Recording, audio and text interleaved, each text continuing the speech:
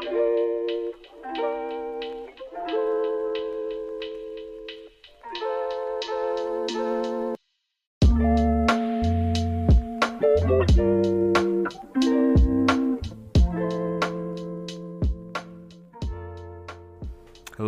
and welcome to Point of View, where we give students a place to listen, learn, and lean in.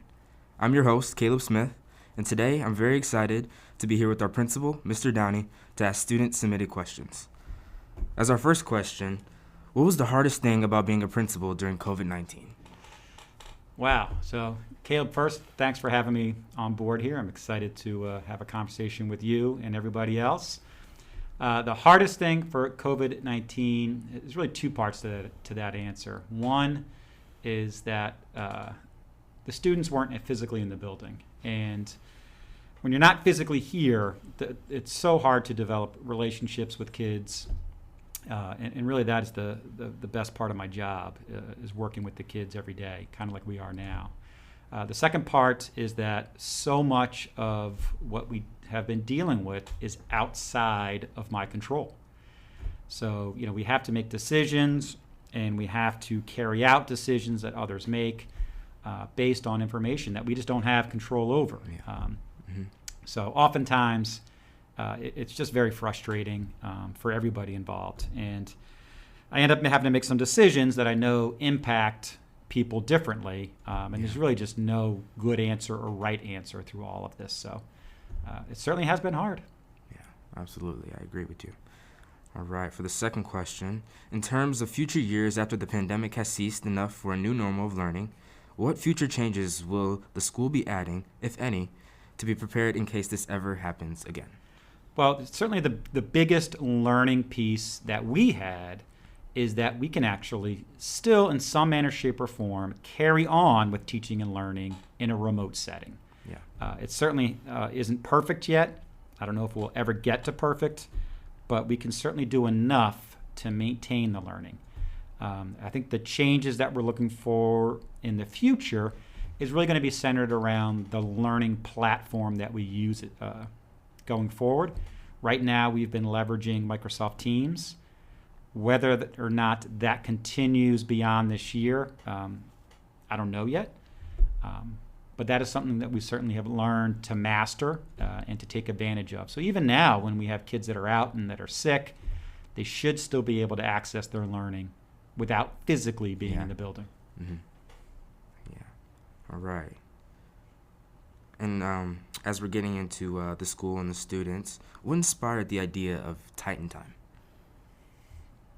Really, there were a lot of factors that went into that decision. We wholly understand that our student experience is a difficult one. We really challenge our students academically, but there's more to school than academics. We really have to look out for the whole child. We have talked about building relationships. We've talked about the social, emotional well-being of our kids, and those things have to be taken care of in order for our kids to be successful academically. So coming out of this pandemic, we've known that we have to address a lot of issues. We have to address the mental health concerns of our kids. We have to find ways to build relationships with our kids beyond just the typical teacher-student interaction. We have to have time to deliver lessons around these things, and that's where the student success skills come into play. And we also want to have time built into the day to support our kids. If a kid is struggling, one of the factors that we all struggle with is just time. Yeah. It's just hard. Our teachers are busy, our kids are busy. So we were very intentional in just trying to carve out a little bit of time during the school day to allow for those relationships, to allow time to deliver some focused lessons, to allow time for interventions and supports to kick in, and just time to take a breath during the day. Yeah, I absolutely agree. I think the biggest thing during COVID-19 and the pandemic at its peak was students being in isolation and alone.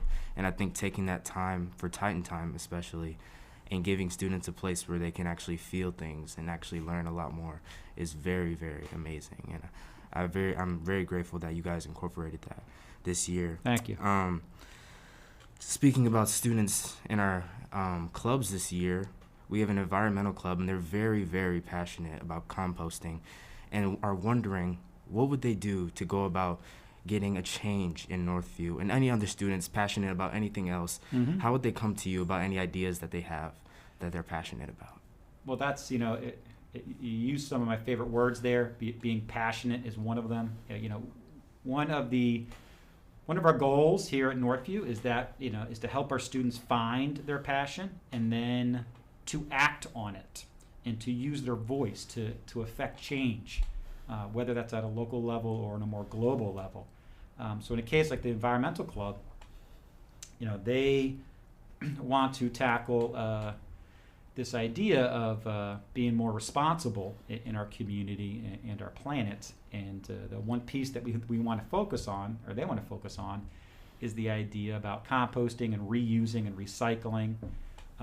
So I would encourage them or any other club, to come on into my office at any time. Literally the door is open for a reason. That's to signify that, hey, I'm available. Come on in to come talk about their ideas.